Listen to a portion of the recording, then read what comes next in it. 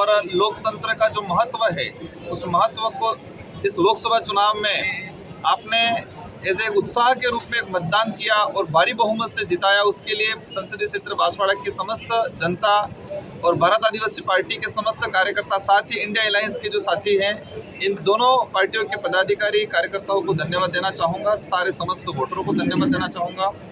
ये चुनाव एक ऐतिहासिक चुनाव रहा है। बांसवाड़ा चुनाव एक नॉर्मली जो लोकसभा चुनाव होता है उस तरह का चुनाव नहीं था, एक ऐतिहासिक चुनाव था। ये चुनाव ही इस क्षेत्र का भविष्य, इस क्षेत्र के आने वाली युवा पीढ़ी का भविष्य तय करने वाला चुनाव था और जनता ने ठान लिया था। मैं एक शब्द में कहें, मैं अधिकतर चुनाव में कहता था कि इस बार हम चुनाव नहीं, इस बार रगड़ा निकाल रहे थे और इस बार यहाँ की जनता ने और हमने रगड़ा निकाल दिया तरीके से। और साथ ही उपचुनाव बागीदोरा की अगर बात करें, बागीदोरा में भी जोरदार तरीके से रगड़ा निकाल दिया। कहते हैं कि वो तूफान आता है, बारिश आती है तो जो भी कचरा होता है सारा धुल जाता है। तो इस बार उपचुनाव बागीदोरा और लोकसभा बांसवाड़ा में शानदार, मतलब हमारे कार्यकर्ताओं ने, पदाधिकारियों ने, आम जनता ने भी खुद को अपने आप को राजकुमार समझ के अपने आप चुनाव लड़ रहे, इस तरह से मेहनत किया और शानदार परिणाम आया। मैं आपके चैनल से पुनः सभी को धन्यवाद देना चाहूँगा।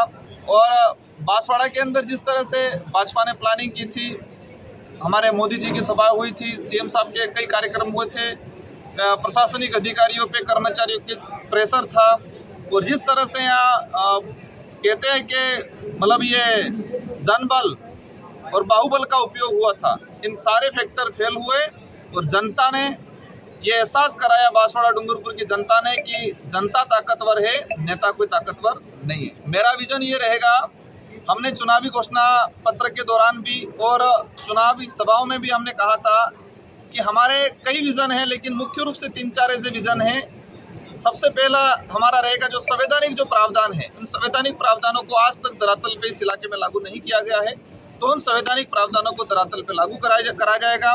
साथ ही एजुकेशन के मामले में हम डूंगरपुर बांसवाड़ा की अगर बात करें तो यहाँ एजुकेशन बिल्कुल ग्रामीण इलाकों में ठप पड़ा हुआ है। तो एजुकेशन में बेस्ट काम करने की हम पूरी कोशिश करेंगे और अच्छा एक क्रांति लाएंगे। यहाँ पर गुजरात के लिए पलायन होते हैं लोग अधिकतर, तो हमारी कोशिश रहेगी कि इस पलायन को रोका जाए। हमारे जो बेरोजगार भाई हैं, शिक्षित बेरोजगार हैं, इन सारे लोगों को कहीं न कहीं स्थानीय स्तर पे रोजगार देने का बड़ा प्लान लाएंगे। पेयजल को लेके, एग्रीकल्चर को लेके, और सबसे बड़ी समस्या हमारे सामने आ रही है कि इस इलाके में अगर गवर्नमेंट से हम डाटा उठा के देखते हैं और ग्रामीण इलाकों में धरातल पे जाके भी देखते हैं तो कुपोषण तेजी से बढ़ रहा है। तो मेरी प्राथमिकता ये रहेगी कि इस इलाके में कुपोषण पे काम किया जाए, सेंट्रल गवर्नमेंट से अच्छी से कोई स्कीम लागू करके ट्राइबल इलाके में कुपोषण को दूर किया जाए। इस तरह के अनेक प्लान हैं। हमारे पार्टी के पदाधिकारी समस्त लोग मिलकर एक विजन के साथ हम चुनाव लड़े थे और विजन के साथ ये 5 साल निकालेंगे। केंद्र में सत्ता कोई भी बने, यहाँ पर बांसवाड़ा डूंगरपुर की जनता ने जिस भरोसा जताया है, इन भरोसे पे हम खरा उतरेंगे और अवश्य जनता की भावना के अनुरूप 5 साल निकलेंगे। साथ ही हमारे पार्टी के पदाधिकारी इंडिया अलायंस में हैं, तो हमारे पार्टी के पदाधिकारी तय करेंगे हमको किस तरह से आगे करना है।